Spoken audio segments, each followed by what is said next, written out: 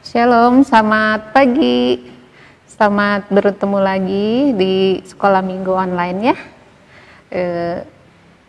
Tetap semangat, Tuhan pasti akan memberkati kita selalu ya. Sebelumnya kita akan berdoa ya.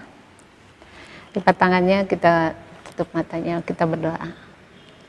Tuhan Yesus yang baik, terima kasih Engkau senantiasa melindungi kami, memberkati kami. Pimpin kami Tuhan, kami akan sekolah minggu. Engkau berkati, Engkau mampukan kami untuk punya hikmat, mengerti apa yang akan kami dengar. Biarlah Engkau juga memberkati hamba-Mu dalam menyampaikan firman-Mu. Kami serahkan Tuhan, semuanya ke dalam tangan-Mu, hanya di dalam nama Tuhan Yesus, kami sudah berdoa. Amin. Ya. Senang sekali kita dapat bersama-sama lagi untuk sekolah minggu ya. Untuk kelas madya, tunas muda dan remaja. Pada minggu ini kita akan belajar pelajaran yang ketiga. Gereja yang memuridkan, cakap melayani. Cakap bisa berarti mampu atau sanggup ya, sanggup. Nah, di sini kita bisa buka di Efesus 4, 1-16. Kesatuan jemaat dan karunia yang berbeda-beda. Sebab itu aku menasihatkan kamu, aku orang yang dipenjarakan karena Tuhan, ini Paulus ya, supaya hidupmu sebagai orang-orang yang telah dipanggil berpadanan dengan panggilan itu. Hendaklah kamu selalu rendah hati, lemah lembut, dan sabar. Tunjukkanlah kasihmu dalam hal saling membantu. Dan berusahalah memelihara kesatuan roh oleh ikatan damai sejahtera.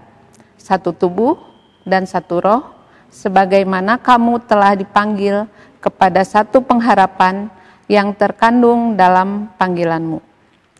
Satu Tuhan, satu iman, satu baptisan. Satu Allah dan Bapa dari semua, Allah yang di atas semua dan oleh semua dan di dalam semua. Tetapi kepada kita masing-masing telah dianugerahkan kasih karunia menurut ukuran pemberian Kristus. Itulah sebabnya kata Nas, tak kala ia naik ke tempat tinggi, ia membawa tawanan-tawanan, ia memberikan pemberian-pemberian kepada manusia. Bukankah ia telah naik? Berarti bahwa ia juga telah turun ke bagian bumi yang paling bawah. Ia yang telah turun, ia juga yang telah naik jauh lebih tinggi daripada semua langit, untuk memenuhkan segala sesuatu. Dan ialah yang memberikan baik rasul-rasul maupun nabi-nabi, baik pemberita-pemberita Injil maupun gembala-gembala dan pengajar-pengajar, untuk memperlengkapi orang-orang kudus bagi pekerjaan pelayanan, bagi pembangunan tubuh Kristus, sampai kita semua telah mencapai kesatuan iman dan pengetahuan yang benar tentang anak Allah, kedewasaan penuh dan tingkat pertumbuhan yang sesuai dengan kepenuhan Kristus, sehingga kita bukan lagi anak-anak yang diombang-ambingkan oleh rupa-rupa angin pengajaran, oleh permainan palsu manusia dalam kelicikan mereka yang menyesatkan. Tetapi dengan teguh berpegang kepada kebenaran di dalam kasih kita bertumbuh di dalam segala hal ke arah Dia, Kristus yang adalah kepala. Daripadanya lah seluruh tubuh yang rapih tersusun dan diikat menjadi satu oleh pelayanan semua bagiannya sesuai dengan kadar pekerjaan tiap-tiap anggota, menerima pertumbuhannya dan membangun dirinya dalam kasih. Itu ya, dasar firman Tuhan yang akan kita bahas. Di sini kita belajar cakap melayani. Setiap orang punya karunia, ya, karena itu diberikan oleh Tuhan Yesus kepada kita sebagai orang Kristen, anak-anak Allah. Setiap orang mempunyai karunia yang unik. Demikian juga seperti digambarkan dengan tubuh kita. Tubuh kita banyak anggota tubuh. Masing-masing punya tugas masing-masing, punya kegunaan masing-masing, punya kemampuan masing-masing. Kalau seandainya tangan mau menggantikan tugas mata, bisa nggak? Nggak mungkin bisa ya. Nah, makanya kita juga sebagai anak-anak Tuhan diberi karunia berbeda-beda sama Tuhan. Jadi karunia itu yang kita miliki masing-masing untuk memperlengkapi satu dengan yang lainnya. Seperti tubuh kita, kepala, tubuh, tangan, memperlengkapi tubuh kita, gitu. Nah,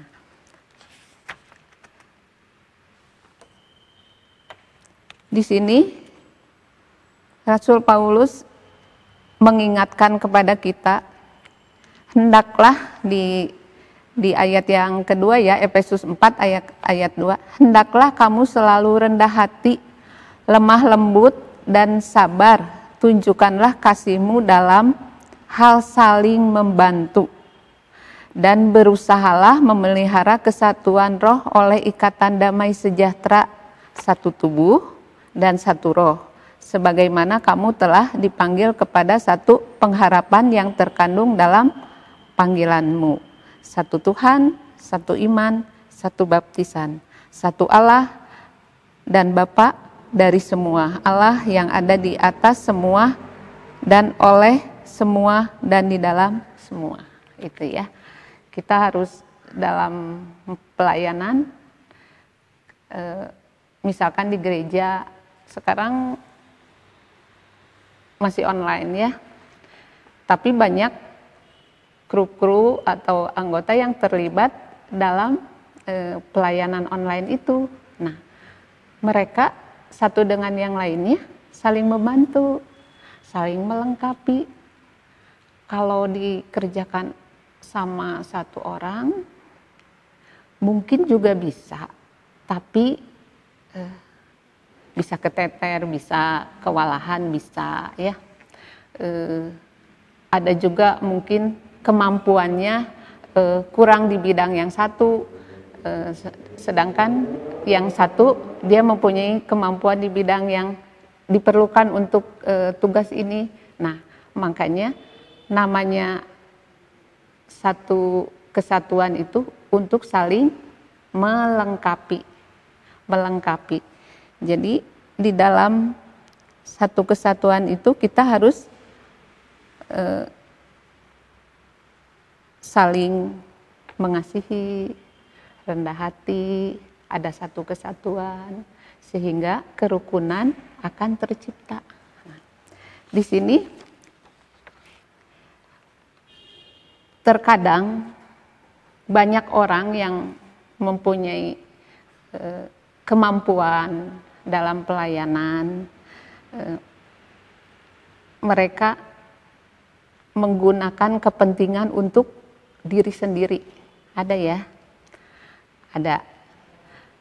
Jadi mungkin untuk kebutuhannya sendiri secara dunia ya, untuk supaya dianya lebih terkenal, atau untuk mencari materi melalui keahlian yang Tuhan berikan kepada kita.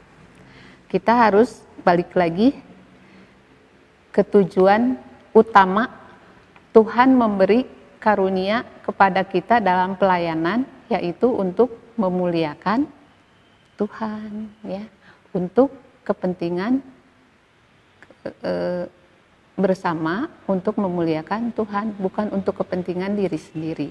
Nah, di sini juga bisa istilahnya, ada istilah yang menggambarkan pekerjaan Tuhan melalui karunia, yaitu adalah blessed to be a blessing. Jadi artinya itu diberkati untuk menjadi berkat ya.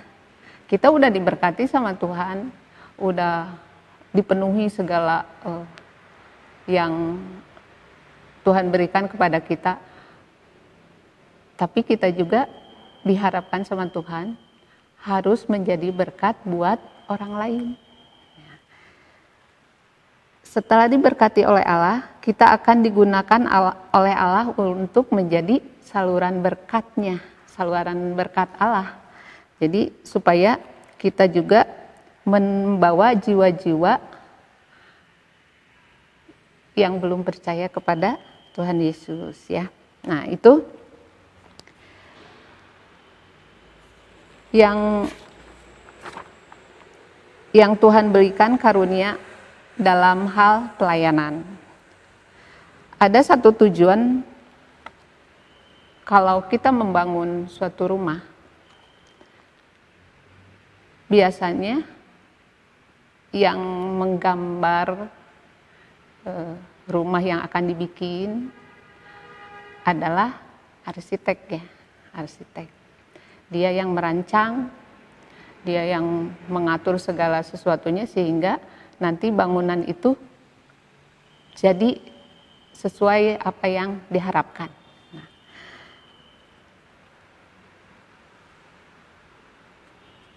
demikian juga dengan Tuhan Yesus. Tuhan Yesus adalah arsitek kita yang mengatur anak-anak Tuhan dengan bagiannya masing-masing, tugasnya masing-masing. Ada misalkan di bagian yang musik, alat musik, atau bagian yang pembawa khotbah. Kalau digabung keharmonisan semuanya itu akan tercipta indah luar biasa ya. Nggak mungkin di-handle sama satu orang. Nah, Tuhan Yesus itu adalah arsitek dari bangunan gerejanya. Kita tujuan kepada Tuhan Yesus adalah mempunyai tujuan yang utama untuk memuliakan Tuhan, meninggikan Tuhan, bukan untuk meninggikan diri kita. Ya. Di sini di ayat yang 15 ya, Efesus 4 ayat 15. Tetapi dengan teguh berpegang kepada kebenaran di dalam kasih kita bertumbuh di dalam segala hal ke arah Dia, Kristus yang adalah kepala. Jadi segala sesuatu yang kita lakukan, segala sesuatu dalam hidup kita adalah menuju kepada Kristus. Sempurna seperti Kristus gitu. Memang sebagai manusia untuk sempurna itu susah, tapi kita harus punya tekad menjadi serupa dengan Kristus. Nah, itu aja, menjadi serupa dengan Kristus untuk lebih sempurna lagi, biarlah Tuhan yang menyempurnakan kita. Kita usahanya adalah serupa dengan Kristus ya, yang adalah kepala kita, gitu ya. Jadi supaya setiap orang semakin serupa dengannya, jika masing-masing orang diberi kemampuan untuk saling membangun dalam jemaat. Tujuannya bukan untuk besar atau terkenalnya gereja tersebut. Jadi segala sesuatu yang kita lakukan dalam pelayanan itu bukan supaya besar, gerejanya makin terkenal, atau pembawa firmannya atau pendetanya semakin terkenal, bukan itu ya. Setiap orang dalam gereja hanyalah alat untuk saling meneguhkan panggilan dan menopang pertumbuhan rohani yang lainnya, agar setiap orang yang terus mengalami pertumbuhan menjadi semakin serupa dengan Kristus. Itu ya, menjadi serupa dengan Kristus. Jadi ibarat bangunan yang berdiri kokoh, tidak tergoyahkan oleh angin maupun hujan. Demikian pula Tuhan Yesus ingin gereja tidak tergoyahkan angin pengajaran yang salah. Banyak ya pengajaran yang salah yang dapat menyesatkan. Jadi kalau kita sudah kokoh, sudah teguh, kita tidak akan dibelokkan, tidak mudah diombang-ambingkan. Itu kita lihat di Matius 24 ayat 24 ya. Kita baca ya. Matius 24 ayat 24. Ini banyak ajaran sesat yang dapat membelokkan kita ya. Ibu bacakan ya. Matius 24 ayat 24. Sebab Mesias palsu dan nabi-nabi palsu akan muncul dan mereka akan mengadakan tanda-tanda yang dahsyat dan mukjizat sehingga sekiranya mungkin mereka menyesatkan orang-orang pilihan juga. Jadi termasuk kita juga ya, kalau kita nanti mudah terombang-ambingkan karena banyak ajaran-ajaran sesat yang mengaku Mesias atau nabi-nabi yang dapat menyesatkan orang-orang pilihan Tuhan, termasuk kita itu ya. Nah, kita harus hati-hati, makanya kita harus terus berpegang kepada Tuhan Yesus ya. Nah, tujuan melayani setelah kita mengetahui bahwa orang-orang percaya itu diberi kemampuan atau karunia tertentu ya. Tujuannya adalah agar dapat membangun tubuh Kristus. Jadi karunia atau pemberian yang Tuhan berikan kepada kita itu adalah tujuannya untuk membangun tubuh Kristus. Bagaimana kita tahu bahwa kita dapat melayani Tuhan dan dapat membangun tubuh Kristus? Kita harus dapat membedakan antara pelayanan sama keinginan diri sendiri.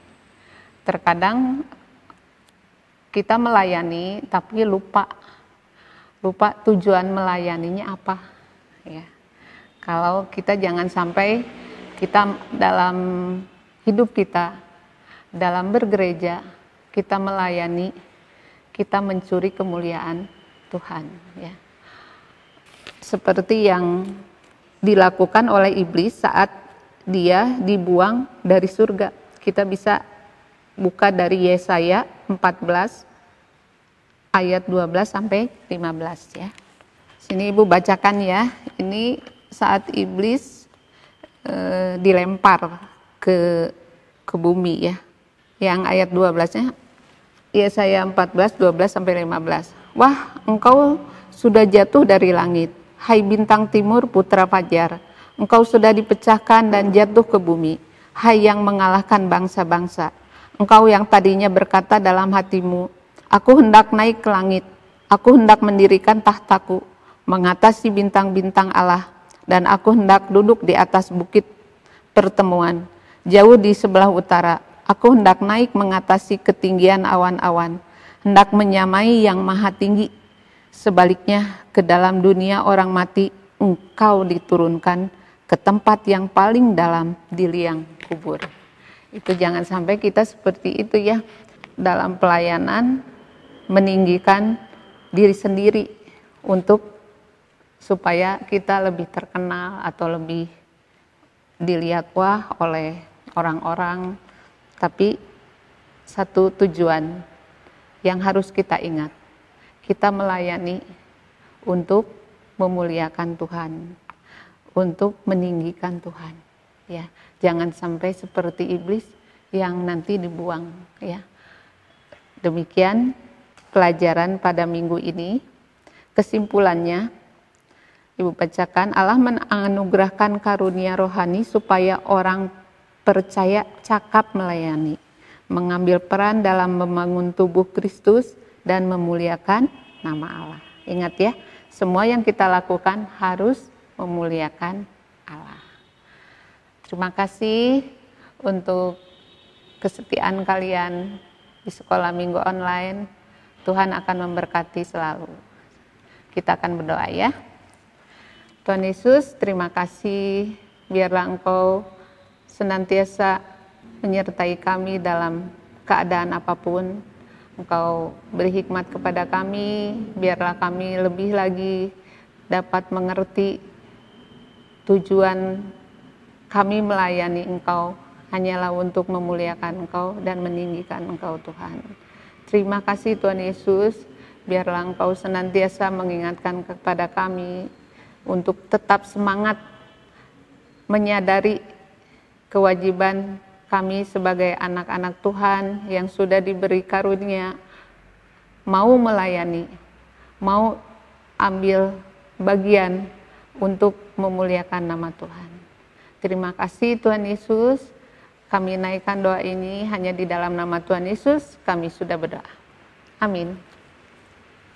Tuhan berkati.